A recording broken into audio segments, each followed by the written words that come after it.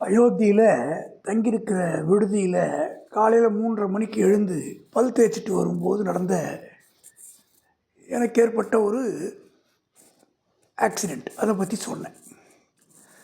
அதாவது ஒரே பெட்ரூம், அது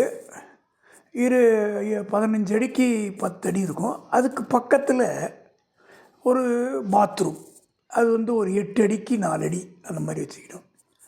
இந்த பெட்ரூமை விட அந்த பாத்ரூம் ஒரு 6 இன்ச்சு ஹைட் அதிகமாக இருக்குது. நுழையும் போதே ஒரு வாஷ் பேஷின், அதை தாண்டின உடனே வெந்நீர், பச்சை தண்ணியில் குளிக்க வசதி, கடைசியில் டாய்லெட்டு ப்ரொவிஷன் எல்லாம் இருக்குது.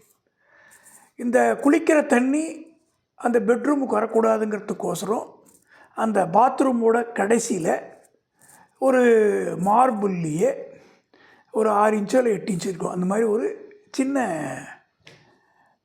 ஒரு சின்ன மேலே ஒரு எக்ஸ்ட்ரா பீஸ் மாதிரி வச்சுருக்காங்க.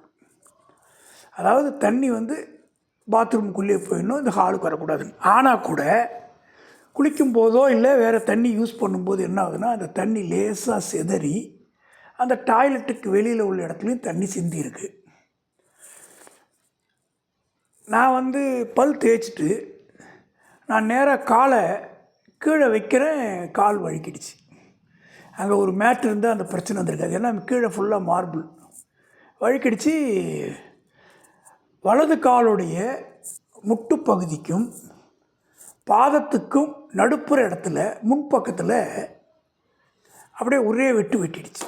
நல்லா ஒரு 1/2 இன்ச்சுக்கு போல் சதையே வந்துடுச்சு, ரத்தம் கொட்டுது. அதை இருக்கிற மருந்தை வச்சு பவுடர், சில நேரங்களில் அந்த முகத்துக்கு போடுற பவுட்ரு, கொஞ்சம் ஆயின்மெண்ட் இருந்தது, அதை வச்சாங்க. கொஞ்சம் பஞ்சு வச்சு மேக்கப் பண்ணி கட்டியாச்சு.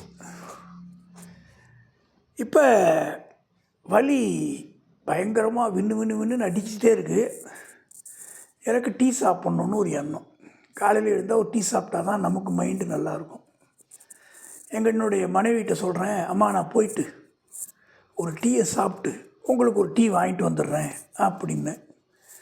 உங்களுக்கு கால் சரியில்லை, நீங்கள் எங்கேயும் போக வேண்டாம், அமைதியாக ரெஸ்ட் எடுங்க. நம்ம 4:30 மணிக்கெல்லாமே லக்கேஜ் எடுத்துக்கிட்டு வெளியில் போய் ஆட்டோவில் ஏறணுன்னு ப்ரோக்ராம் பிளான் பண்ணுறவங்க மெசேஜ் அனுப்பிச்சிருக்காங்க, நம்மளால் டிலே வரக்கூடாதுன்னு என் ஒய்ஃப் சொன்னாங்க.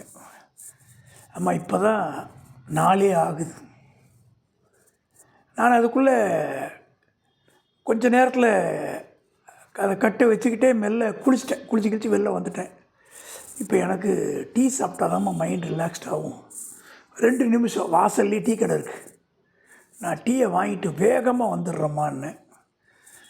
எனக்கு தெரியலைங்க, உங்களுக்கு ஏதாவது ஒன்றா நான் என்ன பதில் சொல்கிறதுன்னு தெரியல, நீங்கள் இந்த மாதிரி ரிஸ்க் எடுக்கிறீங்க அப்படின்னாங்க. ஒரு ரிஸ்க் இல்லைம்மா, நான் மெல்ல போயிட்டு வரேன்ட்டு அப்ளிகேஷனை போட்டு அப்ரூவலை வாங்கிட்டு. இப்போ எனக்கு என்ன ஆகி போச்சுன்னா, சரையு நதி கரையிலேருந்து நான் வரும்பொழுது அன்றைக்கி ராத்திரி 9:10 ஆயிடுச்சு. ராமர் கோயிலுடைய முகப்பு அந்த கேட்டு பகுதியில் நான் ஃபோட்டோ வீடியோவோ எடுக்கலை. அதை எடுக்கணும் ஒரு ஆசை. டீ கூட 2வது தான்.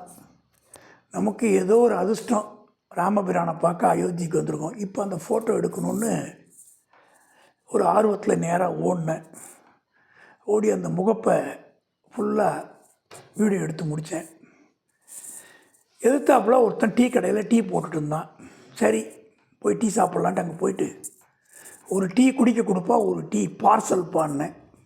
சந்தோஷம் சார், வெயிட் பண்ணுங்க அப்படின்னா. அவன் பாலை கொதிக்க வைக்கிறான், ஏலக்காயை போடுறான், இஞ்சியை போடுறான், எதையோ போட்டுட்ருக்கான், கொதிச்சுட்டு திரும்ப வடிகட்டுறான், திரும்பி கொதிக்க வைக்கிறான். இப்படியே இருக்குது. சரி 5 நிமிஷம் லேட்டாக ஆக்குறானேன்னு சொல்லி அந்த டீ கடைக்கு பக்கத்துலேயே பிர்லா மந்திர்னு ஒன்று வந்து, சரி அதை ஒரு ஃபோட்டோ எடுத்துக்கலான்னு அதை ஃபோட்டோ எடுத்துகிட்டு திருப்பி அவனை கேட்டேன், என்னப்பா எப்போ தான் கொடுப்ப டீயை அப்படின்னு. இதோ இப்போ கொடுத்துட்றேன் சார்னா. திருப்பி கொதிக்க வைக்கிறான், ஃப்ளாஸ்கில் ஊற்றுறான், திரும்ப கொதிக்க வைக்கிறான். அப்புறம் சொன்னேன், எப்பா ஒன்று கொடு, இல்லை நான் கிளம்புறேன் அப்படின்னு. நீ சுமாராக கொடு போதும், சூப்பர் டீ தான் வேணாம் இந்த நேரத்தில் எனக்கு அப்படின்ட்டு குடிக்க ஒரு டீயும் என் மனைவிக்கு கொடுக்கறதுக்கு ஒரு டீயும் வாங்கிட்டு அங்கே நின்று குடித்தா லேட் ஆகிடும்னு பதட்டத்தோடு குடிச்சிக்கிட்டே நடந்து போகிறேன். நான் நடந்து போய் அந்த ஹோட்டல் வாசலுக்கு போகிறேன். ரூம் ஃபுல்லாக காலி பண்ணிவிட்டு மொத்த லக்கேஜ் வெளில நிற்கிது. என் மனைவிக்கு கொஞ்சம் வருத்தம். நான் திரும்ப திரும்ப சொன்னேன் போகாதீங்கன்னு. இப்போ நீங்கள் மாட்டாக்க டீ கடிக்க போயிட்டீங்க, இப்போ உங்கள் லக்கேஜ் இன்னொருத்தன் கொண்டாந்து வெளில வைக்கிற அளவுக்கு பண்ணிட்டீங்க, இதெல்லாம் நம்மளால் அடுத்தவங்களுக்கு தொந்தரவு தரலாமா அப்படின்னாங்க. ஏம்மா 5 மணிக்குன்னு நினச்சேன், என்ன பதட்டம்னு தெரில, சரி விடு முடிஞ்சு போச்சு, இந்த டீ உனக்கு வாங்கிட்டு வந்துடுனேன், நான் குடிக்கல அப்பேற்பட்ட டீ, நீங்களே சாப்பிடுங்கன்ட்டு போயிட்டாங்க. சரின்ட்டு அந்த டீயை வேறு ஒருத்தருக்கு கொடுத்துட்டு வேறு ஒரு 5-6 ஆட்டோ வந்து நிற்கிது. முதல் நாள் நாங்கள் வரும்போது நல்ல பெரிய பெரிய ஆட்டோ கிடச்சிது, லக்கேஜ் வைக்க வசதியான ஆட்டோலாம் கிடச்சிது, கஷ்டம் இல்லாமல் வந்துட்டோம். இப்போ பார்த்தா அந்த மாதிரி ஆட்டோ ஒன்று தான் இருந்தது, பாக்கியெல்லாம் சின்ன சின்ன ஆட்டோ தான். அதில் அந்த மேலே லக்கேஜ் வைக்கிற மாதிரி அந்த அமைப்பும் இல்லை. ஆனால் ஆட்டோக்காரர் என்ன சொல்கிறாரு, பயப்படாதீங்க, நாங்கள் வந்து லக்கேஜை மேலே வச்சு நல்லா கயிறை கட்டிடுவோம், கீழே விழாதுன்றாரு. ஒரு 6-7 ஆட்டோ அரேஞ்ச் பண்ணியிருக்கும்போது கொஞ்சம் மனசில் திக்கு திக்குன்னு இருந்தது. இப்போ என்ன பிரச்சனைன்னா, நம்ம அங்கேருந்து 1 கிலோமீட்டர் போகிறோம். போகிற வழியில் எவனாவது ஒருத்தன் ஒரு லக்கேஜை உருவினாலும் நமக்கு தெரியாது, இல்லை ஒரு லக்கேஜ் உழுந்தாலும் நமக்கு தெரியாது, எதேர்ச்சியாகவே உழுந்தாலும். ராமரை தான் காப்பாற்றணும்னு வேண்டிக்கிட்டு, பகவானை வேண்டிக்கிட்டு பிரயாணப்பட்டோம். அந்த கரெக்டாக 4:50க்கெல்லாமே வண்டி கிளம்பிடுச்சு. 5 மணிக்கு அங்கே பஸ்ஸு ரெடியாக இருந்தது, அந்த சொகுசு பேருந்து. அங்கே வந்து எல்லா லக்கேஜும் இறக்கி எண்ணி பார்த்தா எதுவும் குறையில, கரெக்டாக இருந்தது. பெரிய சூட்கேஸெல்லாம் பின்பக்கமாக வச்சுட்டு கையில் வச்சுக்கிற லக்கேஜ் எல்லாம் எடுத்துக்கிட்டு பஸ்ஸுக்குள்ளே ஏறி எல்லோரும் உட்காந்து கிளம்பியாச்சு. விழா ஏற்பாட்டில் என்ன பண்ணார், டிரைவர்கிட்ட சொன்னார், எல்லாம் வயசானவங்களாம் நிறைய பேர் இருக்காங்க, அவங்களால பசி தாங்க முடியாது, காலையிலேயும் அவங்க எதுவும் பெருசாக சாப்பிடலை, ஏதாவது ஒரு கடையில் டீ சாப்பிட்டுட்டு, டீ பிஸ்கட் ஏதாவது போடுவா, கொஞ்சம் தூரம் தள்ள தெரியல ஒரு கடையில் டீ பிஸ்கட் வாங்கி கொடுத்துட்டு திரும்ப ஒரு 7 மணி வாக்கில், 6:30-7 மணி வாக்கில் ஒரு நல்ல ஹோட்டலாக நிப்பாட்டுங்க, யார் யார் என்ன விரும்புகிறாங்களோ அந்த டிஃபனையும் சாப்பிட்டுட்டோம், நம்ம எப்படியும் 11 மணி 11 ஆகிடும் கான்பூர் போக அப்படின்னு சொன்னார். அந்த பஸ் டிரைவர் ஒத்துக்கிட்டார்.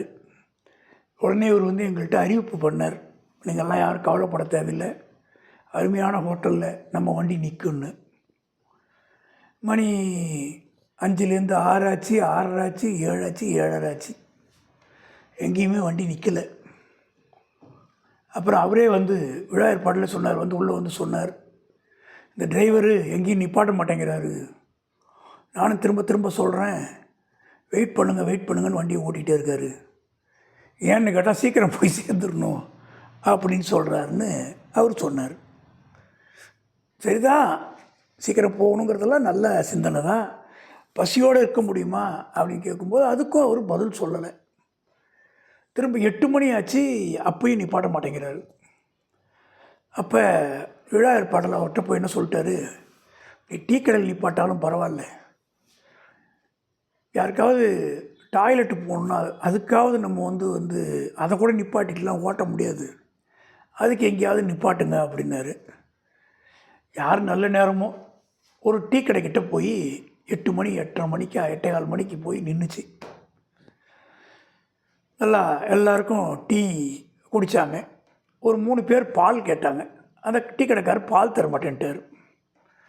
ஏன்னு கேட்டதுக்கு, ஒரு பாலை நான் 4 டீயாக மாற்றுவேன், ஒரு பாலை கொடுத்து எனக்கு எப்படி நான் கட்டுப்படி ஆகும் அப்படின்னார். அருமையாக யோசிக்கிறீங்க, வெரி குட் அப்படின்னேன். அப்புறம் டீ வந்து ஒரு சில பேர் 2 சாப்பிட்டாங்க, ஏன்னா அந்த டீ டேஸ்ட்டாக இருந்தது, நல்லா இருந்தது. அதை விட அங்கே ஒரு 3 ரூபா பிஸ்கட் இருந்தது, நல்லா சீரகமெல்லாம் போட்டு அருமையான பிஸ்கட், நல்லா டேஸ்ட்டாக இருந்தது. எல்லாருக்கும் ஒரு பாக்கெட் வாங்கி கொடுத்தாங்க, பசி ஆறட்டுமேன்னு. சாப்பிட்டோம். அப்போ சொன்னார், யாரும் கவலைப்பட தேவையில்லைன்னு, ஒரு 5 நிமிஷம் 10 நிமிஷத்தில் ஒரு பெட்ரோல் பங்க் வரும், அங்கே ரெக்வஸ்ட் பண்ணி யார் யாருக்கு அவசரமாக டாய்லெட் போகணுமோ போயிட்டு வந்துடலான்னு சொல்லி அதே மாதிரி ஒரு பெட்ரோல் பங்கில் நிப்பாட்டி பர்மிஷன் வாங்கி கொடுத்தாங்க. போயிட்டு வந்துட்டு திரும்ப பயணம் ஆரம்பித்தோம். அந்த கான்பூர் நகரத்துக்குள்ளே மெயின் நகரத்துக்குள்ளே போல இப்போ இந்த தாம்பரத்துலேருந்து நமக்கு பைபாஸ் வருது இல்லையா, போரூர், அந்த மாதிரி அதுவும் வந்து 4 லேன் நல்ல அகலமான ரோடு, அற்புதமாக இருக்குது. எங்கேயும் ஒரு சின்ன பள்ளம் இல்லை, ஒரு குண்டு குழி இல்லை, அருமையான ரோடு. நல்லா 2 பக்கமும் நல்ல மரங்கள், பார்க்கவே கண்கொள்ளா காட்சியாக இருக்குது, நல்லா இருக்குது. அப்படியே போய்கிட்டே இருந்தோம். அப்போ இடையில எனக்கு ஒரு ஆசை வந்தது. நான் போய் அந்த விழா ஏற்பாட்டர்கிட்ட ஒரு 5 நிமிஷம் நான் முன்னாடி உட்காந்துக்கிறேனே அப்படின்னேன். முன்னாடி யார் வேணாலும் உட்காரலாம், வழி சொல்லணுமே, யார் வழி சொல்லுவாங்கன்னு கேட்டார். நீங்கள் கொஞ்ச நேரம் ஒரு 10 நிமிஷம் கழிச்சு வாங்க சார், அது வரைக்கும் நான் உட்காந்துக்கிறேன் அப்படின்னேன். சரின்ட்டு அவர் போனார். நான் உட்காந்து அந்த இயற்கையெல்லாம் ரசிச்சுக்கிட்டே கொஞ்சம் தூரம் வந்தேன். அதுக்கப்புறம் அந்த ஓரளவுக்கு ஒரு சிட்டி மாதிரி இருக்கிறதுல வந்துச்சு. அப்புறம் ஒரு ஷார்ட்கட்டில் மண்டபத்தை நோக்கி போகுது. எங்கே பார்த்தாலும் ஒரே வயல்வெளி. இந்த போகிற வழி வந்து டெவலப் இல்லை. ஏன்னா இது கான்பூர் சிட்டியை தொடாமல் நாம் போகிறோம். அப்படியே அழகாக போய் அந்த 5 ஸ்டார் ஹோட்டல் வாசலில் போய் நின்றுச்சு.